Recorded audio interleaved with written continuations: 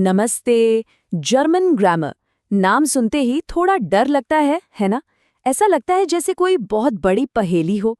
लेकिन घबराइए मत, आज हम मिलकर इसी पहेली को सुलझाने वाले हैं। इस गाइड के हर एक हिस्से को हम एकदम आसान टुकड़ों में तोड़कर समझेंगे। हाँ, मानता हूँ, पहली नज़र में तो ये चीट शीट किसी सीक्रेट कोड से कम नहीं लगती, है ना? मतलब चारों तरफ बस टेबल्स ही टेबल्स हैं, नियम ही नियम हैं।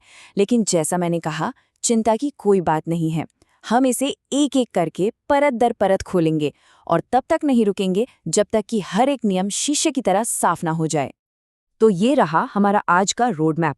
सबसे पहले हम केसेस को डिकोड करेंगे, फिर प्रोनाउंस को समझेंगे, उसके बाद वर्ब्स पर जीत हासिल करेंगे और आखिर में जेंडर्स और प्रेपोजिशंस को भी देख लेंगे। तो चलिए शुरू करते हैं। तो सबसे पहले बात करते हैं जर्मन केसेस की। इन्हें आप जर्मन वाक्यों की नींव समझ सकते हैं। मतलब यही वो चीज़ है जो तय करती है कि एक सेंटेंस में कौन क्या किसके साथ कर रहा है। तो सवाल ये है कि आखिर ये केसेस हैं क्या? देखिए, बहुत सिंपल है। ये सेंटेंस में हर नाउन को एक रोल देते हैं कि कौन सब्जेक्ट है और कौन ऑब्जेक्ट। और जानते हैं, यही वो सुपर पावर है जो जर्मन भाषा को इतना फ्लेक्सिबल बनाती है। इसी वजह से आप शब्दों को आगे पीछे कर सकते हैं, जो कि अंग्रेजी में सोच भी नहीं सकते। ठीक है, थ्योरी तो समझ में आ गई, लेकिन ये जो बदलाव है, ये असल में दिखता कैसे है? मतलब ये केसेस शब्दों को बदलते कैसे हैं? चलिए, अब इसे ही देखते हैं। और ये देखिए, जादू यहाँ होता है।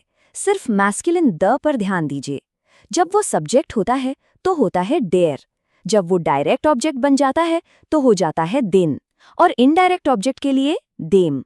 ये बिल्कुल वैसा ही है जैसे इंग्लिश में ही बदलकर हिम हो जाता है। बस यही है केसेस का पूरा खेल, यही है इसका असल जादू। और अब देखते हैं पूरी तस्वीर। हाँ, मुझे पता है ये केबल थोड़ी बड़ी और डरावनी लग सकती है, लेकिन घबराने की जरूरत बिल्कुल नहीं है।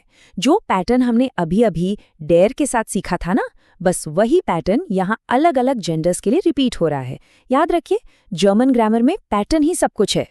ठीक है, केसेस की बात हो गई, अब आते हैं प्रोनाउंस पर, यानी वो शब्द जो नाउन्स की जगह लेते हैं। और हाँ, अगर आप सोच रहे हैं कि क्या ये भी बदलते हैं, तो आपने बिल्कुल सही अंदाजा लगाया है। ये भी केसेस के नियमों के हिसाब से ही अपना रूप बदलते हैं।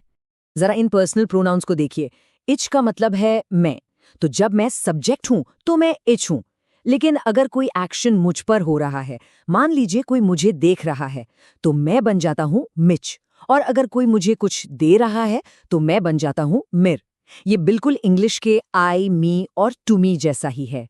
अब देखिए कि ये सारी चीजें आपस में कैसे जुड़ती हैं। बात करते हैं पोजेसिव प्रोनाउंस की। तो इश यानी मैं से बनता है माइन यानी मेरा।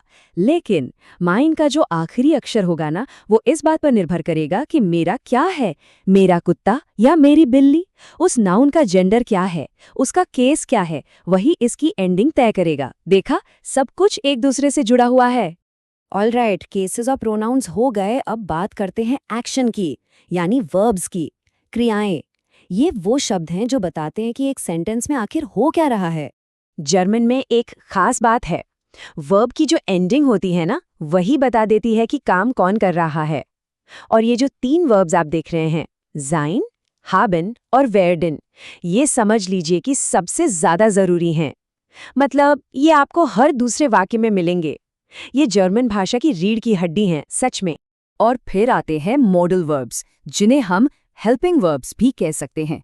इनका काम है मुख्य वर्ब को एक नया मतलब देना।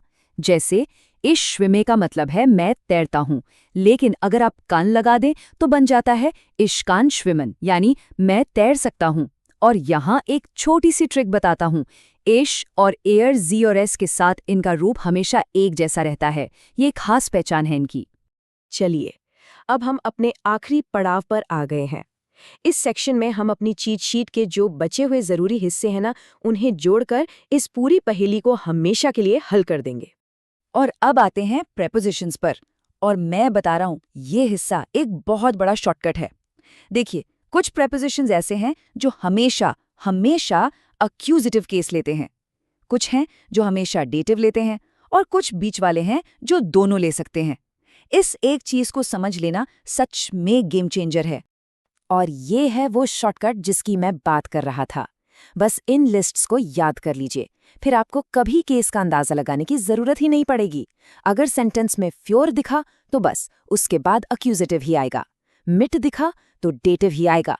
ये एकदम पक्के नियम हैं, कोई कंफ्यूजन नहीं। अब एक आखिरी सवाल जो सबके मन में आता है, किसी नाउन का जेंडर कैसे पता करें?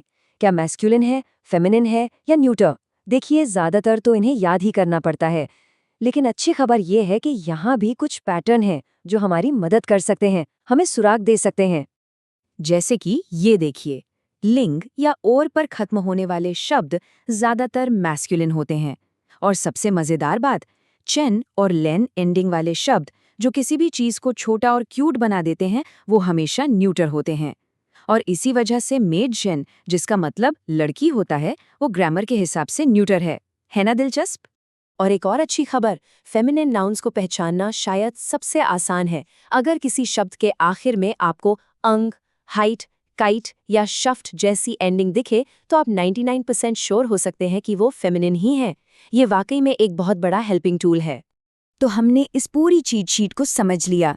आखिर में बस एक बात याद रखिए, जर्मन ग्रामर कोई डरावनी नियमों का जंगल नहीं है, ये तो पैटर्न्स का एक बहुत ही खूबसूरत लॉजिकल सिस्टम है। और एक बार जब आपकी आंखों को ये पैटर्न दिखने लगते हैं ना, तो सब कुछ अपने आप क्लिक करने लगता है। तो अब जब हमने इस पूरे कोड को डिकोड कर लिया है, तो सवाल ये नहीं है कि जर्मन ग्रामर मुश्किल है या नहीं। सवाल ये है कि आज आप सबसे पहले किस पैटर्न की प्रैक्टिस करने वाले हैं।